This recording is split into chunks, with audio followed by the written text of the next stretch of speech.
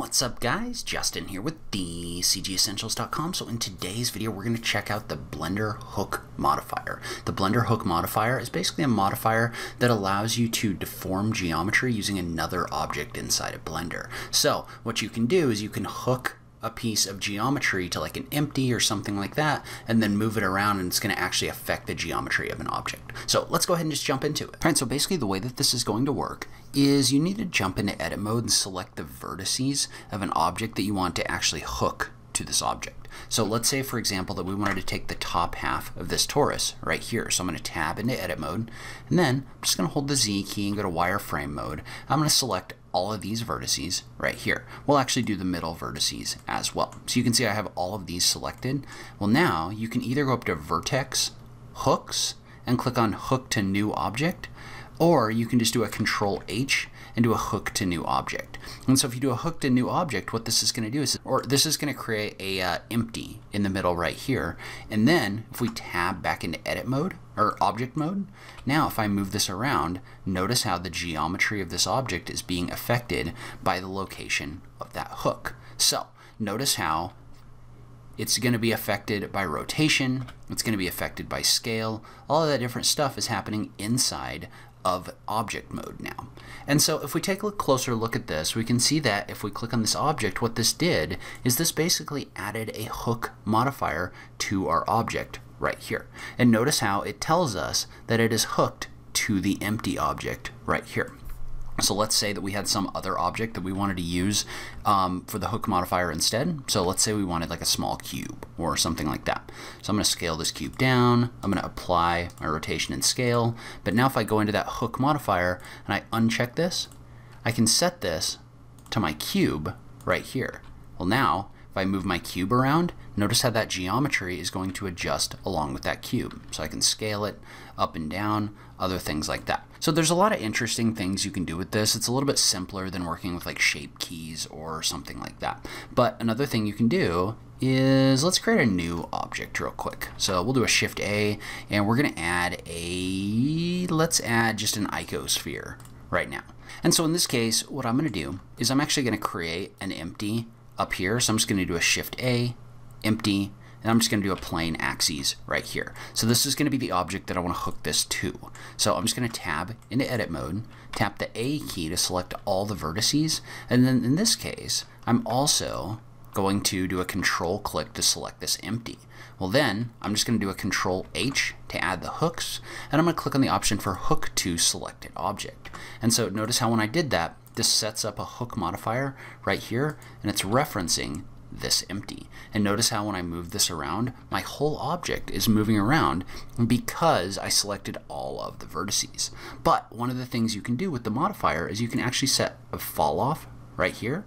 So if you set the fall off, then that's going to adjust the distance at which things fall off for our object. So notice how now when I move that fall off down, or I turn that fall off down inside of the modifier like this, notice how more or less of this object is affected based on the radius of the fall off. So it's basically setting a distance in here from which this empty, where the influence is stronger. So it's a lot like proportional editing over here, but in this case you're actually like linked to an actual modifier that's live. So you can non-destructively edit this. And notice how if I was to tab back in here, right, this just goes back to the regular geometry.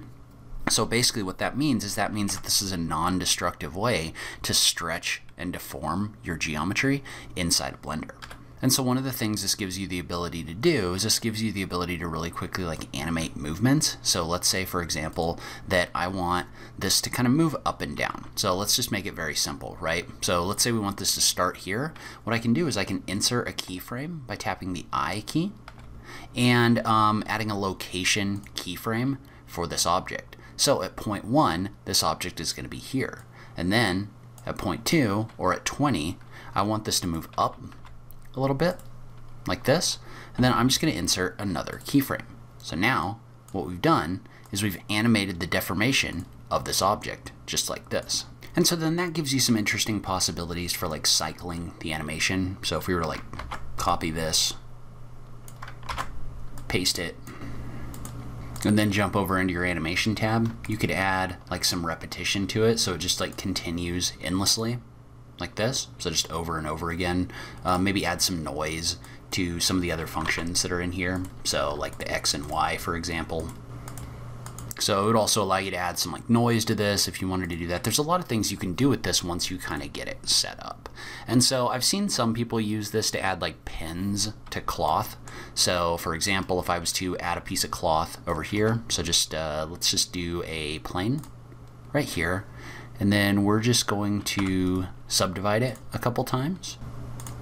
But then I've seen people come in here and set like multiple hooks. So for example, if I wanted to add a hook right here, I can just do a Control H, and you can add multiple hooks to your object in here. So like this. Well, notice how right now all that's going to do is that's going to allow you to affect the corner, right? But what we want to do is we want to add cloth physics to this. Notice how you always want to add any other modifiers after the hook modifier. But if we were to add a cloth modifier to this, and we'll make sure it's at the end. But then what we want to do is we want to tab back into edit mode and select these corners right here. So we're just going to do a shift click and select these 4 corners. We're going to add them to a vertex group. So we're going to come in here and we're going to add a vertex group, and we'll just call it corners. And so we're just going to rename this corners. And then we want to jump back into our physics tab where it created the cloth. And if you scroll down under the shape, you can set the pen group to be those corners.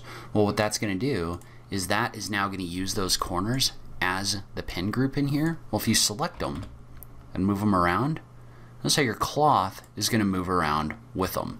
So, and I haven't gotten into like the super specifics of this one, so there may be some other things you need to consider from a cloth standpoint. Notice how it's jumping around in there, which is obviously not going to be ideal, but there's definitely some things you could do with these hooks in order to do some interesting things. So that's kind of a general overview of some things you could do with the hook modifier. I think it's interesting. I think there's a place for it, but you're also going to be using shape keys and other things like that too. So I'm not saying it's the only tool that can do this kind of thing, but I do think that it's something that doesn't get talked about a lot that could be really useful to you. But leave a comment below. Let me know what you think about this modifier. As always, thank you so much for taking the time to watch this, and I will catch you in the next video. Thanks, guys.